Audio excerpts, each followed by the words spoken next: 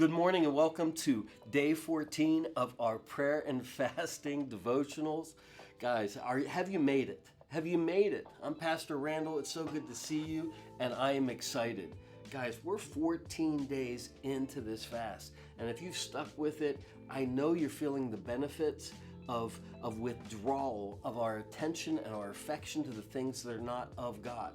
And not to say that eating food isn't of God, because good Lord, I don't want to talk about it because I go to a steak with butter on it, and I'm not thinking about that during the fast. One of the things that we're going to be focusing on this week and have been all week is relationships. And when I say relationships, intimate relationships, I know that most men in watching this, there's a collective chill going up their spine.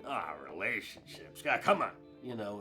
It seems like it's not a masculine thing to do.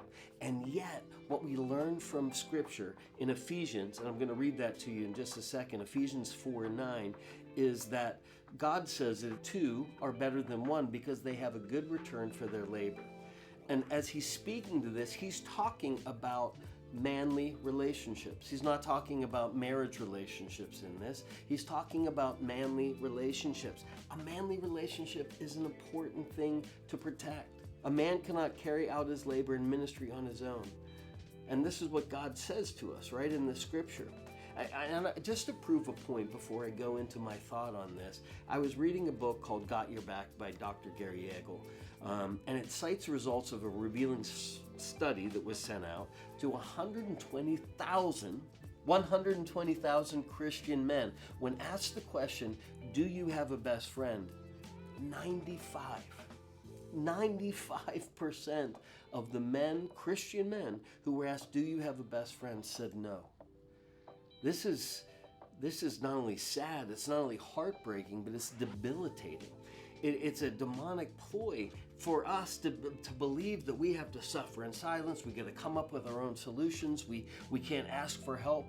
What it does is cripple what God intended to be the head of the home, what God intended to be the man's role in relationships, both in his home, at his workplace, at the church. Come on, somebody. You can't do a ministry alone. We know this. One of the things I want to encourage us to, and some of us don't know where to start with that, is to find good men's groups. Listen, we're launching small groups at the end of February, beginning of March.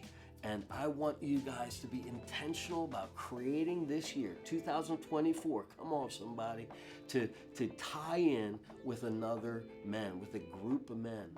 The last thing I want to say is, Christian men, we're not only saved by Christ, but we're saved into fellowship. And it's in this type of fellowship that men are unburdened. It's in this type of fellowship that men are sharpened and men are mentored and men labor and minister together. So pray with me as we go into this day. And this isn't just for men. This is for women and daughters and mothers. It's for all of us who have men in our lives, that we know that if we break the lies off the enemy, that they have to do it on their own, and they get tethered up to good Christian men who are going to challenge them to be all that God created them to be, that we're all going to be healthier for it.